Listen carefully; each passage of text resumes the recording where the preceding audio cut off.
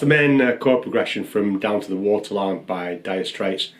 I got asked for an exercise for moving bar chords around to get used to moving up and down the neck and switching different bar chord positions. So basically, I've chosen that because it's quite a good one because of the tempo of it. You've got to be able to keep up with the changes. As ever, we'll learn it slowly and then we'll build up the speed later. With the bar chords, if you're not familiar, the guy that was asking me has learnt the chords basically, but he's struggling to move them around. A bar chord is effectively, the simple explanation is using your first finger as a capo and then your other fingers to create the chord. I'm using a couple of different types of bar chords there. So I'm starting off with a B minor bar chord. So I'm putting a bar on my second fret and playing the shape with my other fingers. Now the name of that actual chord is an A minor shape bar chord. Because if you look at the shape that I'm making, I'll do a close-up shot of these afterwards, but I'm using an A minor shape to make the chord. Then I'm going to an F sharp minor. The name for the chord that I'm using is actually an E minor shape bar chord. So with all of those, with the exception I did play an open E at some point, I'm using my first finger as a capo and then I'm using my other three fingers to create the basic chord shapes, in this instance of A minor, E minor, E major, and then just got an open E there. Or I'll do a bar E as well, just for a bit of variety. But I'll switch to try and give you a closer view so you can see what my fingers are actually doing there. So when I'm using bar chords, the key thing that it allows us to do is to produce basically a false capo. So I've talked about capos before, the little gadget that you stick across your strings to be able to basically move the nut of your guitar to wherever you want it to be, and then you can just play a normal root chord, which is quite often easier than playing a different version or a different inversion of the chord, so to speak. Now the reason that's important is because when we play a root chord, I'm going to use an A minor to start with an example. I'm fingering three notes there, that one, and that one, but I've also got two open strings that I'm playing, my A string and my high E string, my fifth and first strings. Now if I was to move that chord up to where I want it to be, 2 frets up, that's great, but my open strings are still going to sound out and it's not going to sound correct because the open strings need to be moved up 2 frets as well. So that's the basic concept of your bar chord. So I'm going to use my finger to produce a capo, my first finger, and then I'm going to use my other fingers to finger the actual chord shape. So going back to my A minor, normally I'd finger it that way if I was playing a root A minor, about 1, 2 and 3 fingers. If I change my fingering to use 2, 3 and 4, I've got exactly the same chord, but it leaves my first finger free to be able to create that bar.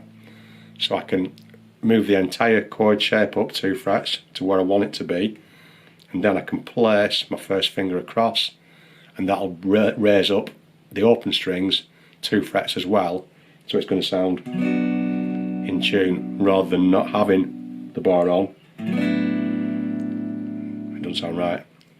The bar on, it's like moving the entire chord up 2 frets. There's one example of a bar chord, that's called the A minor shape bar chord. There's quite a few, there's loads of them, but we're going to use just a couple of them in this example. The next chord is going to be my F sharp minor, and I'm going to use a shape called the E minor bar chord shape. So again, I start with the idea of the E minor. It's just 2 notes, those 2, and the rest of the strings are played open. So obviously, if I move just those 2 fingers up, just like before, I've still got the other open strings. It's not going to work, it's not going to sound right. So again, I'm going to adjust my fingering to allow me to keep this finger free, my first finger, to be able to use it as a bar, a fake capo, so to speak. So let's say, for example, I use my 3rd and 4th finger to produce a normal E minor. Sounds just the same, whatever fingers I use. Move that up 2 frets. Apply my capo, my bar. Then I've got my proper F sharp minor chord. So now I've got my B minor. I've got my F sharp minor. Check your chord charts or your chord app to get a diagram with these. They'll feature on there, and it's probably easier if you have a look at them to see them. But that's the concept of how they work. Again, for my next chord, I'm going to use an A major chord. Because I was asked for a bar chord exercise, I'm not going to just slip down to my A major. What I'm going to do is make an A major bar chord using the E major position. So again, like the other ones, my E major chord, normally I'd finger it that way. If I was to finger it another way, using my other 3 fingers, just like I did with the A minor chord, I've got exactly the same sound, but this finger's free. So I can shift this entire thing up to position 5, put my bar on, and I've got an A major, just like I would have there. It's exactly the same chord. You could, if you're just learning the song for the sake of learning the song, you might want to use the open chords, but this specifically, I was asked for a bar chord exercise, so I've tried to put in some bar chords that need to be moved and shifted. So I've got my B minor, my F sharp minor, up to my A major, and finally I've got an E major. Now the way I first played that was to go down to my normal E major shape, down there without any bars because we're down in the normal open position. I know it's not a bar chord, but I thought for the sake of the exercise it's quite a big shift to get down from my A major bar to my E major root. So that's purely for the sake of the exercise. So I'll put it together. The B minor, F sharp minor, A major, E major. And it's just a case of building the speed up in that, and as always, making sure that we've got the chords clean before we try and increase the speed, because the song is actually quite quick.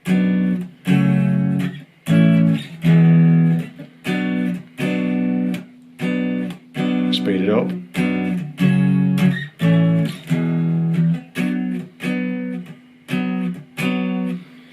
And gradually build it up to the full song tempo. If you wanted to use exclusively bar chords, there's another way you can do it. You can replace the final E major chord with an E major bar chord, and for that I can play up here, 7th position, and I'm going to use the A major bar position. So think of our A major. We've got those 3 notes all on my 2nd fret. Normally I'd play it that way. If you look on your chord chart, there's an alternative way we can play it just by putting a finger across. Sounds identical, and that's how I'd achieve it with the bar shape. I'll use my 3rd finger to do it, so that's my A major. Up to my 7th position, put my bar on, and I've got an E major there. So I can either play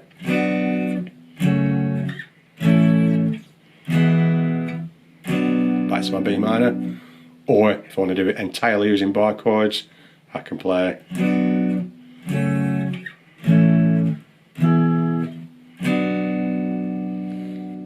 you'll notice with the final E major chord, by playing it in a different position, it does give it a slightly different flavour. So the root position and that bar chord position, even though I'm playing the same actual notes because I'm playing them higher up on the neck, it does give it a different flavour to the song. If you want to, for practice, you can alternate between them.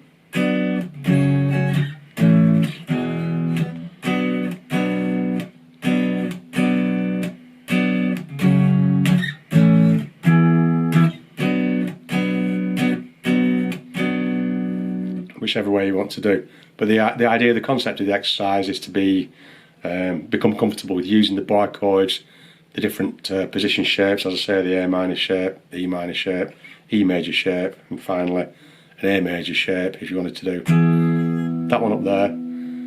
But as I say, as ever, Started off slowly so that all the notes are sounding clean, particularly when using a bar. If you're not used to it, it can be a little bit strenuous to hold that on when we're doing a progression that's full of bar chords, if you're not used to using that technique.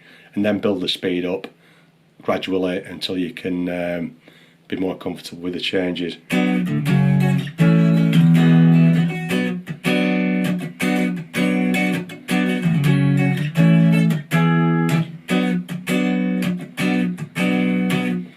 So, bar chord exercise, I'll put the names of the chords down in the description. Just to be clear, there's all kinds of different ways you can choose the chords to play this. This isn't a lesson on how to play Down To The Waterline. This is purely an exercise in using bar chords. You can probably get away with using a lot of root chords for it. Feel free to experiment with different bar chords, because I've demonstrated some of the ones that just sort of fell into my head when I was playing it. There's all kinds of different ways you can play it. So starting off with your B minor, then you want an F sharp minor. I could even go up right up here and play an F sharp minor using my A minor position. That's just a valid bar chord. I need an A major next.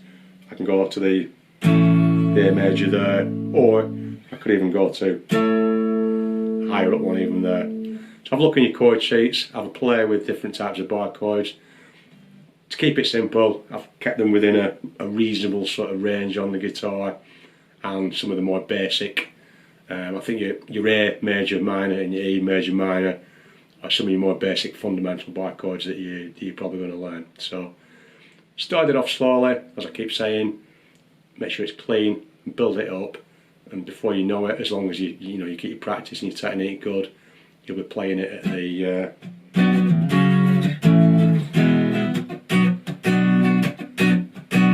at the song speed. Enjoy.